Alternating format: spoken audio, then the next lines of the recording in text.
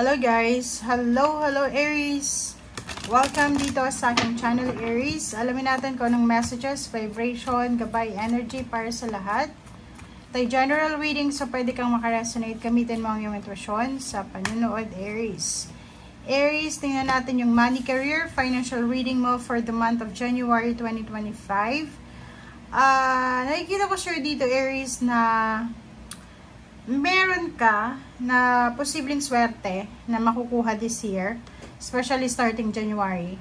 But isa sa magiging paraan kung paano makukuha to ay by sharing with someone else, or pwedeng partnership siya, collaboration.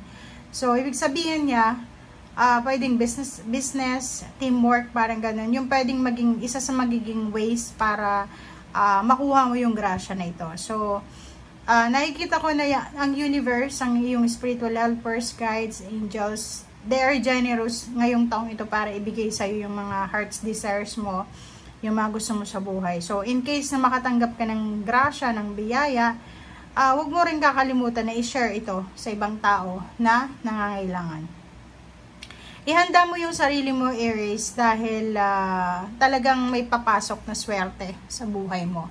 Ang swerteng ito ay nakikita natin na hindi lang sa usaping pera, kundi sa usaping relationship. Maraming mga tao sa paligid mo ang posibleng makaka-appreciate ng pagiging hardworking mong Aries.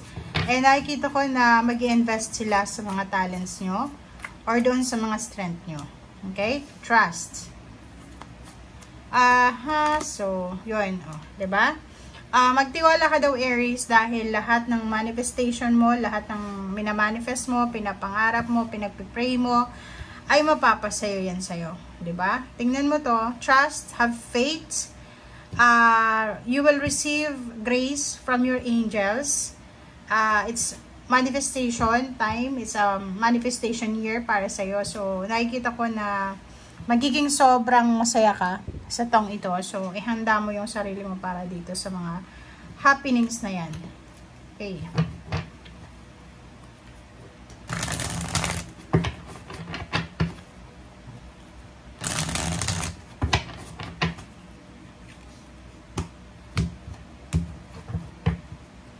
Aries. First card natin sa third deck is Four of Swords. So, para sa pagsisimula ng taon, nakikita ko sa'yo dito na peaceful, harmonious yung usaping pera para sa'yo. So, ibig sabihin yan, maayos mo yung mga expenses mo, yung mga bills, maayos mo yung diskarte mo sa pera, maayos mo yung mga plano mo, lalo na sa usaping pera. So, etong Four of Swords nito, sinasabi na in terms of money, nakikita natin dito, nakakalma. Siguro for the year 2025, eto na yung taon na makaka-recover ka sa mga losses mo. Maraming nawala sa'yo, or maraming nakuha sa'yo, maraming nasayang sa'yo, but nakikita mo to na Four of Swords. Sinasabi na, dire-diretso. Okay? Buo yung loob mo dito buo yung goals mo. Nakikita ko sa sarili mo na wala kang aatrasan ngayong taong ito. Nakikita ko na lahat gagawin mo. Siguro maraming nasayang na oras, na pagkakataon sa nakaraang taon, and gagamitin mo yon as parang stepping stone dito sa sisimulan mo na to. Okay?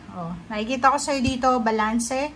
Magkakaroon ng balanse yung pera. May papasok, may matatanggap kang pera, may ilalabas ka din kasi may mga bills ka na kailangan bayaran, may tutulungan ka rin. So, maganda yung flow ng money. So, yun, di ba? Sa usaping relationship din, nakikita ko na you are supported ng mga taong mahal mo sa buhay. So, makakatanggap ka ng support na emotional and at the same time financial from your loved ones, especially sa intimate relationship. Yung relationship mo sa pera ay going stronger, 'di ba? So, kung may mga grudges tayo, 'di ba, minsan nagagalit tayo bakit wala tayong pera, nagagalit tayo bakit mabilis umalis ang pera, ganyan ganito. Dito sinasabi sa atin na be strong, be courageous. Ganun talaga yung buhay. Minsan wala, minsan meron, pero minsan ang dami, minsan parang ganun. So, wag kang masyadong magpanic in times na nawawalan ka ng pera. Okay? So, the Wheel of Fortune, hinahanap natin dito. Kung may lumabas na Wheel of Fortune sa'yo, ibig sabihin dito na talagang may magbabago. So, hihintayin natin.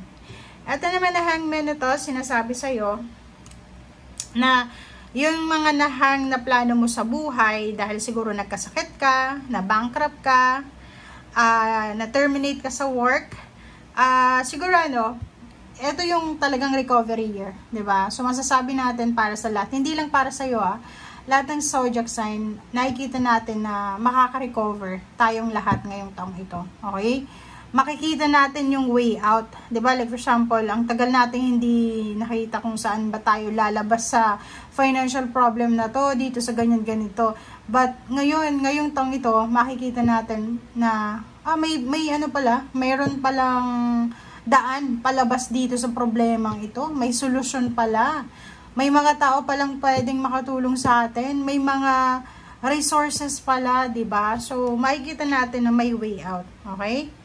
So, nakikita ko yung manifestation in terms of money, financial freedom.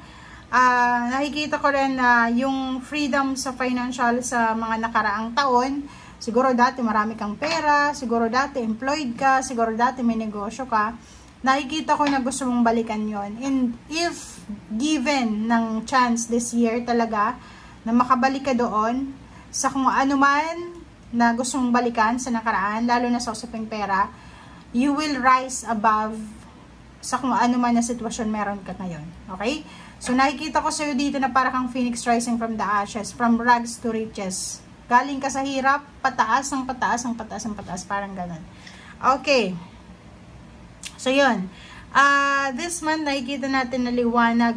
May liwanag na parang tatanglaw sa'yo sa lahat ng decision making mo. Hindi mo alam, pero parang nakakakita ka ng mga senyales receiving from angels. Parang nakikita mo yung shimmering wings of angels na tinutulungan ka para ma-resolve yung mga issues mo sa buhay. Okay? Financially, you are free. Ano mang desisyon ang gusto mong gawin, ano mang trabaho ang gusto mong pasukin, it's up to you. Okay? You are free. Huwag mong ilimit yung sarili mo. Limitless dito sa mundong ibabaw. Okay? Adventure, experiences, yan kung gusto mong gawin mo siya ngayong taong ito. Kasi, recovery year to diba? So, kung gusto mong may ibang bansa, gusto mong lumipat ng bansa, kung isa kang OFW, gusto mong lumipat ng career, it's up to you talaga this year. Okay? So, thank you guys for watching. Para to sa lahat ng Aries. Congratulations, Aries, sa